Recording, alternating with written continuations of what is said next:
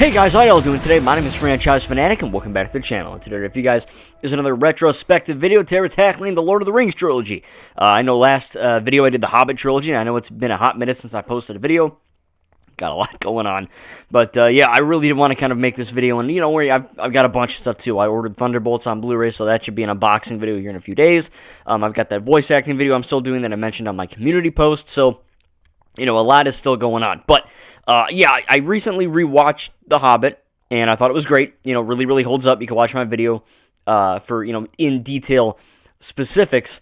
But then I watched Lord of the Rings, and I was like, okay, cool, right? I love Lord of the Rings. Let's do it. It's going to be sick. And I watched the extended version of each, and to give you an idea, The Hobbit has extended versions, right? Like, they're long movies. Like, I think Desolation of Smaug is the longest, clocking in at like 186 maybe, something like that. But the, what do you call it? The Lord of the Rings version is like the shortest Lord of the Rings movie is literally longer than like the longest Hobbit film. It's crazy. I mean, like the Fellowship of the Ring is like freaking 230 minutes or 228, something like that. And then he gets Return of the King, the third one, and it's like 260. It's insane. So yeah, some of these movies are a little over 4 hours or whatever, but I still love them, and I think they really do hold up. Do they hold up as well as The Hobbit? No, but there's a few things I don't really like about this trilogy that The Hobbit does better. But again, just like I mentioned in my Superman review and all this stuff, I love The Hobbit, yes, but I also love The Lord of the Rings. I don't put one thing down to uplift another thing, right? Like, you see that with Star Wars 2 recently, like, oh, Andor's the best thing in the world. Ahsoka really sucks. I'm like, no, it doesn't. I think they're both good, you know what I mean? Like, you're allowed to like multiple things, and you shouldn't have to poop on one thing to, you know, make another thing look good. So yeah, I straight up love both trilogies, right? Hell, I even love the War of the Rohirrim anime film, which, yes, is canon. I'm going to review that once I, you know, buy it one day. But I think this is a really good trilogy, okay? Like, yeah, the longer, the extended versions, again, much like The Hobbit, all 6 of these films, you really do need to watch them in the extended format. Not only, yes, I get it, right? They're longer movies, right? You need to sit down and view a television for longer. Like, 85% of Americans probably dig that, so I don't know what the hell the problem is with people complaining about movie length. I don't get it. Like, you're just sitting longer, whatever. But I think it is a good, like, it's I mean, it's the objective version to watch these 3 movies, right? Just like The Hobbit. I mean, yeah, they're longer, but they're better. Like, you know, yeah, okay, 1 or 2 scenes are you know, filler or whatever, or just there's a joke, or, you know, Merry and Pippin are smoking weed or whatever, you know what I mean? But, like, other things happen that are, like, really effing vital. You know, like I mentioned, you know, Thorin's dad, Thrain, I believe, in Desolation of Smaug, completely different scenes and shots and all that from the theatrical to the extended. Same thing in Return of the King, and, you know, there's other mentions as well, but the one I really liked is, you know, Gandalf and Pippin with the Witch King. I think that was kind of cool. There's not really a whole massive fight, but I think that's kind of interesting. Obviously, you see the mouth of Sauron, and Aragorn just straight up freaking beheads him. I mean, there's a lot of great stuff in this trilogy that, you know, they add, right? Maybe there's a scene of a character talking more, or, you know, an action scene is a little longer or whatever, or there's, you know, more scenes in Rivendell in the first film, or Lothlorien, or whatever, right? But, like, a lot of it adds context, and it makes you care more about the world, which is obviously a good thing, right? So if you want the, you know, the best, most, you know, comprehensive version of these films, I would 100% recommend going with the extended cut. I think they're really worth your time. They're pretty cheap now, too, straight up. You know, you can find them online or at, you know, a store or whatever. They're probably not that expensive. And yeah, I mean, like I said, they are long movies, right? Like, you have to dedicate a good chunk of your day to them, but they're freaking awesome, and they add a lot to the world and the lore, and they're really fun to watch. And yeah, I mean, I think I finished Return of the King at like 2 in the morning, but like, I didn't care. You know what I mean? I was tired as fudge, but I didn't care. It was a good movie. So I think that is, I don't know, like, it's a really awesome idea that Peter Jackson even entertained the idea of the extended cut. But if we were to just, you know, talk about each film, I mean, Fellowship of the Ring is incredible because, well, it's the first one. Obviously, right? I mean, it's the 4th one, but it's the first one. It's like Star Wars, you know what I mean? It's like Temple of Doom is the second film, but, you know, it came out canonically or you know, chronologically a year before Raiders, whatever. But I think that it's still really cool that, you know, this movie, obviously, look, has a very much of a hold over me. So, I'm trying my best to not let my bias get in the way because, yeah, like, objectively, these are good films, right? They're incredible films. All 6 of them are, but these films are also really, really great, right? Much like The Hobbit. But, I first got into this franchise when I was, when Lego Lord of the Rings got released in 2012. And I got it for my 360, and then I got it for my, I think my 3DS. And now, of course, I play it on my Xbox Series X at glorious 60 FPS. It's effing great. But yeah, I think that it's really, really, like, it's a great game, right? Like, I remember when the trailer dropped, and I was like, oh, that's cool. I didn't sound like that when I was 12 or 13. I sounded like this. I was like, wow, mother, can we buy this Lego game, mother? She was like, okay. So, that's how it started. But it was really cool because, I didn't know anything about Lord of the Rings. I wasn't allowed to watch them. I was like, oh, what the heck is this? This is cool. There's a bunch of short dudes. That's me. And then there's a tall guy. That's not me. And then there's a wizard. That's me. And then there's there's dwarves. But there's also a lot of, I won't bully myself too much, but I think that it's really, really awesome that, like, there's a wide, diverse cast of characters where it's like, oh, yeah, like, you've got an elf and a dwarf and a wizard and hobbits and whatever, and orcs and Uruk-hai and the Eye of Sauron. Like, there's a lot of lore and a lot of really interesting things that this Lego game kind of, brought to the table. And then when I played the game, I was like, I don't know what the fudge is going on. But it was cool, all right? Like, I'm pretty awesome. And then when I saw the movies, I really, really fell in love with the franchise. And obviously because they're great, right? I mean, Fellowship of the Ring kind of solidifies the Fellowship, but also, the whole atmosphere of what Peter Jackson was trying to accomplish with this is a little bit of comedy, a little bit of levity, but like a lot of drama, a lot of action. And it's really good stuff. I mean, I think the story is incredible. The acting, for the most part, is incredible. There's a few things in this trilogy that, I guess I'll talk about that now, that don't necessarily hold up a whole lot. Not just compared to The Hobbit, but just like in general, in terms of filmmaking.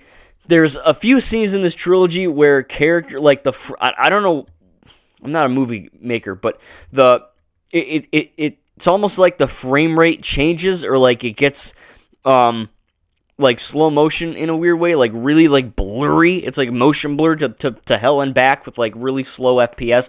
It's like Into the Spider-Verse where Spider-Man Peter is better than Miles to begin with, so he's moving at a faster frame rate, and Miles is a little bit slower, a little bit less agile. And they actually animated him in a lower frame rate to give it that kind of effect. Or the Lego movies with the stop motion feel, that kind of thing. I don't know, maybe that's wrong, but that's just what I'm seeing.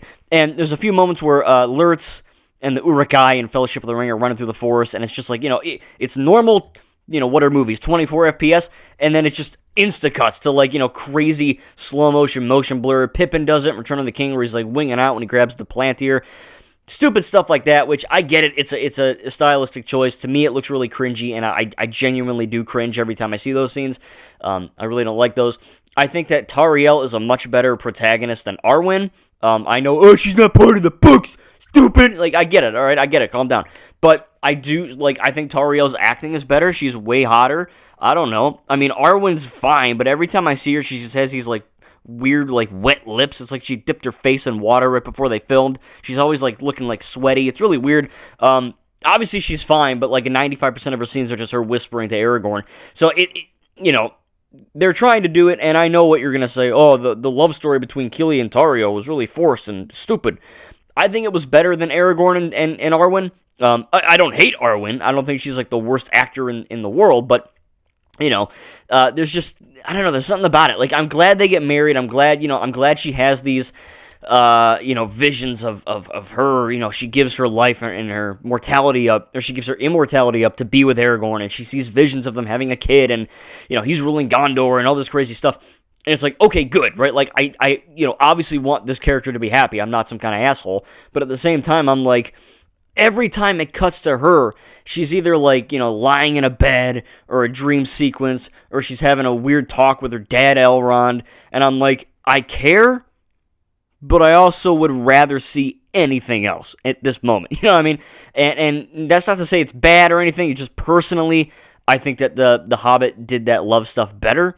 I know I'm wrong. You can tell me in the comments. I get it. I'm stupid. I know.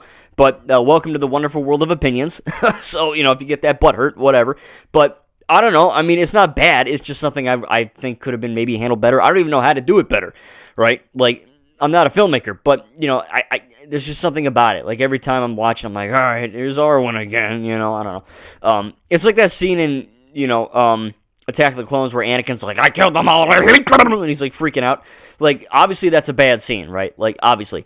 But it could have been great, right? You know what I mean? So, like, oh, I don't know, have him, I don't know, scream or something, I don't know, something, anything, right? Other than him just, like, kicking a little can, it makes it sound like he just tripped or something, I don't know. Or it's like Darth Vader going, no, in Revenge of the Sith. It's like there's a million things you could have done better. He could have just stood there, and, you know, there could have been a shot of him clenching his fist, and all the shit breaks, right? You don't need him screaming no to understand that he's in anguish, right? Like, I get it, that's a George Lucas writing issue, but you know what I'm trying to say, right? There are certain moments in certain films where you look at it and you're like, oh, I could have done that better, and here's what I would have done. So, little things like that where it's just kind of like, you know, that's a little weird.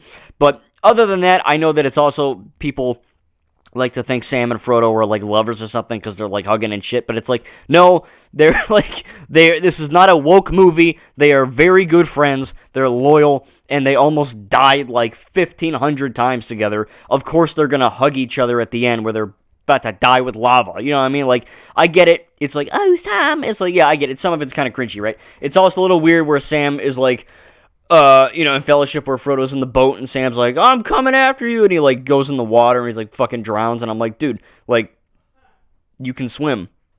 Don't give me that excuse, I can't swim. You know how easy it is to swim? You just move your arms and legs around like an idiot, and you swim. It's that simple. So, like, him drowning like a big fat potato, and just, you know, Frodo's hand going in the water, it's a beautiful shot of the hand going in, but at the same time, it's like, okay, I don't know, you know what I mean? Like, this could have been done a little bit better, I think. You know, a little bit, just the whole symptomology. Like, Sam is pretty freaking deep in that water, and Frodo's hand is not that deep in that water. You know, little things like that. Obviously, none of this stuff is game-changing. None of this stuff is, you know, movie-breaking, right? It's not, oh my god, these movies suck. But if I had to come up with a few negatives, that would pretty much be the extent of it, right? I love the CGI for the most part. I think the writing for the most part is exceptional. Gollum looks incredible across all three movies. Obviously, like I said, the extended versions are the definitive versions of the film. The music, obviously, it's incredible. I love the action scenes, you know what I mean? Like, I love that they're, you know, very, obviously, I think The Hobbit did the action scenes better. I know some people hate The Hobbit action scenes because they feel like video game cutscenes, but I don't care.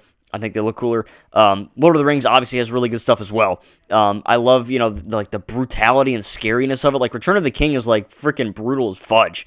You know what I mean? Like, I don't know how that got a PG-13 half the time. But it's very, very intense, this trilogy. Obviously, you get the stuff with, you know, Boromir and Denethor and Faramir, right? Like, Faramir and his dad had this crazy, like, you know, hate relationship type thing where, you know, Faramir just wants to, you know, kind of impress him. And then it's like, oh, Denethor's like, this guy sucks. And then, you know, he's like, I'm just gonna burn myself and burn you. Like, he's crazy, right? And, like, you get, like, there's additional scenes where, you know, there's, like, flashbacks of Boromir before he's about to go to Rivendell or whatever. And there's some really good stuff in there that adds context to the lore. So, again, the extended versions, awesome. Highly recommend them. Also, you know, like I said, Eowyn's great. I think she's really good. Grima Wormtongue's cool. I love Theoden as a character. He's really cool. The Battle of Helm's Deep is exciting. I mean, there's just a lot of really, you know, serious and grave matters, but there's also a lot of, like, you know, little funny moments, like, you know, Gimli and Legolas have this banter where they're keeping, like, a kill count, you know, stuff like that. It's kind of interesting. So, yeah, like I said, these movies do hold up. There's a lot of practical models. Obviously, one thing this trilogy did better than Hobbit, as much as I love Hobbit CGI, I think Azog looks really good. Obviously, you know, there's a lot of practical, you know, suits and armor and weapons and all that, and not all of it is, right? Like, they kind of pioneered that, you know, giant at the Helm's Deep and Pelennor Fields. They kind of pioneered, like, the massive sweeping armies, you know, like, they have, like, one or two or three or maybe even four rows of, like, real dudes or girls or whatever in armor, and then the rest is just, like, all CGI, but it looks really good, right? Like, there's a lot of the CGI in this, the Balrog, I mean, it all looks really, really good. The wargs can look a little bit wonky, but, you know, I think for the most part, they're older movies, and I'm sure they looked okay back in the day. I didn't obviously see them when they dropped, but if I did, I don't think I would have been like, oh, that looks horrible, you know? I don't know. Maybe I would have, but who knows? I think, you know, Saruman's cool. I think he's really awesome. I think, you know, like, literally we see Saruman die in the extended version, but not in the theatrical. It's freaking nuts. Like, you know what I mean? Like, Some of the stuff in the extended versions, I'm like, why would you not add that? Like, I don't get it. I get it, you probably don't want to release a 4-hour movie in theaters. No one would probably see that, but I think a good amount of people would. I would for sure. Shoot, I would watch the whole Skywalker saga in one day if I could. That'd be great. But obviously, like I said, this film trilogy is incredible. No one can really argue that. This is the trilogy that, really the Lego game. The Lego game got me into the trilogy, that got me into The Hobbit, that got me into, wizards and elves and dwarves and hobbits and all the medieval fantasy stuff.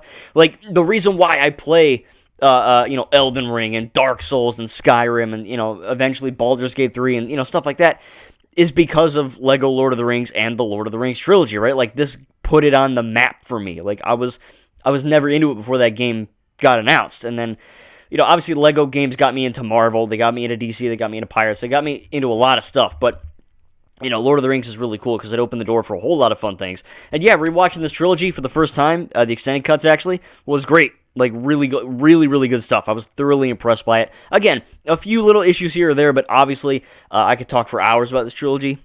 All 6 of them, really, but I won't bore you for that much longer. But to wrap up, like I said, they're really great. The theatrical versions are amazing as well, but again, I do recommend extended. I think it's, just really worth your time. Obviously, the action scenes are incredible, and they add new CGI stuff and new Gollum scenes, and, just stuff that kind of, I thought I knew what was, what the scene was about or whatever, and then I watched the extended version, I was like, oh, like, that one line or that one shot or that one scene, added on, really kind of made the whole thing worthwhile and a lot better, right? Like, there's just these little moments where, Frodo in the Two Towers, I believe, is looking into the dead marshes, and there's just, like, an additional scene of, like, some really creepy stuff, and it just kind of cements it, like, oh, yeah, you don't want to step in that water, stuff like that. More scenes of Gollum talking to himself and all that. Obviously, this movie, really pioneered the motion capture that Andy Serkis is pretty much known for. Obviously, he played Alfred and all that, and he's directing stuff, and he directed Venom 2, I think. But obviously, I know him as Gollum and Haddock from Tintin and Snoke from Star Wars, and I think he played a monkey, I don't know, but, it is really cool that he was able to kind of pioneer that, and obviously it looks the best in The Hobbit 1, but in Lord of the Rings it looks really great as well, and, for the most part, really holds up. It's just great, like, it's got really fun action scenes, great visuals, and a really engaging story that you really, root for Frodo, and it's really interesting, and by the time you see Frodo, finally smile as he's leaving for the edge of the Middle Earth or whatever with the elves and Bilbo, it's just like, I didn't cry this time, but I almost always tear up because it's just like this guy goes through so much BS, So to see him actually like genuinely smile and be happy for once, it's a really, good and powerful scene. So yeah, I think, it ends off really strong. It perfectly, syncs up at again, it's really cool watching Lord of the Rings 1 also too, because, like you see the map from, The Hobbit, or you see name drops and all that, and it's actually really kind of cool. I think they even mention Smaug or Dragon or something like that, or the Misty Mountains. Like, it is Mirkwood. I know Bilbo mentions that. So really cool thing. So obviously, I would recommend watching The Hobbit extended first, then Lord of the Rings extended. If you really want to do it, watch War of the Rohirrim first, because that's canonically the first film in this 7-film saga, soon to be 8 apparently, because we're going to be getting Lord of the Rings: The Hunt for Gollum, which I think is a really stupid title, but whatever. That's apparently coming out next year or 2027, and it's going to be set during Fellowship of the Ring, where Aragorn is kind of looking for Gollum to, kind of obviously protect Middle-earth, and then obviously we know what happens, right? Gollum gets captured, and he gives the location of Frodo and the ring and all that, in the Shire, or Bag End, or whatever he says. But we, this film is just kind of going to explore that, and I think that's interesting, right? Obviously, it's kind of redundant, because, like, we know what happens already, so it's not really, like, going to leave us too shocked, but I think it is still cool that we're getting another one of these films. Apparently, Orlando Bloom wants to return as Legolas. Obviously, Andy Serkis is going to be Gollum. Viggo Mortensen might return to play Aragorn. I know he's, like, really freaking old now, and it's supposed to, I know he's, like, 900 or 400 or something in the Two Towers, because he's part of the Dunedain or whatever, but I think it's going to be a little challenging to make an older guy look younger. I know they can just do deep fakes and CGI, but, I don't know how that's going to work. But I am genuinely excited for this film. I'm excited for more, Lord of the Rings content in general. I hope they make more of these movies. And, there's a million other things that Tolkien wrote about in these books that Peter Jackson or anyone could adapt. Obviously, there's the Rings of Power show. That's not canon. Not to say it's bad. I just haven't seen it. I really don't want to or care to. But if you've seen it, let me know if it's any good. Obviously, we've got, Lego Lord of the Rings, Lego The Hobbit, Middle-earth, Shadow of Mordor, and Shadow of War. Those are all excellent games. The Gollum game is a fun time, for sure.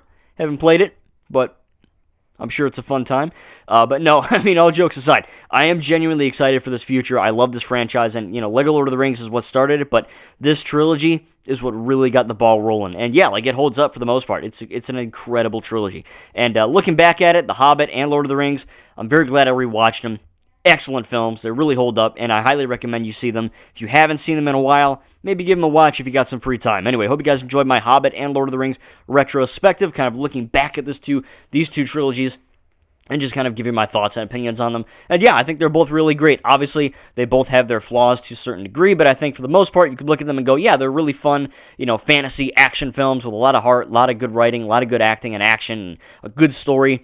Just a really fun time. So tell me down below in the comments what your favorite Middle-earth film is. Hobbit trilogy, Lord of the Rings trilogy. Again, you're allowed to like both. Don't start at World War III in the comments. So yeah, just be civil. But I am excited to see what holds this future franchise. I mean, we did get War of the Rohirrim. I love that film. It's not the best one, but it is good. So, I mean, if you haven't seen that, I recommend that too. I will be doing a separate, kind of retrospective on that once I get the Blu-ray.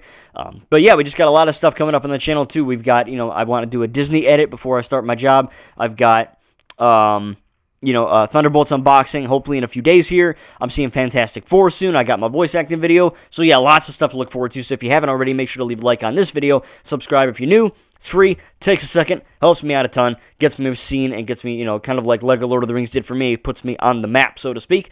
So I really appreciate that. And, oh yeah, I got an Ninjago video too, so yeah, it's gonna be a lot of fun stuff coming up. Anyway, hope you guys enjoyed this video, and let me know in the comments what your favorite Lord of the Rings or Hobbit film is. Let's talk all things Middle-earth down below. I'll see you guys in the next video.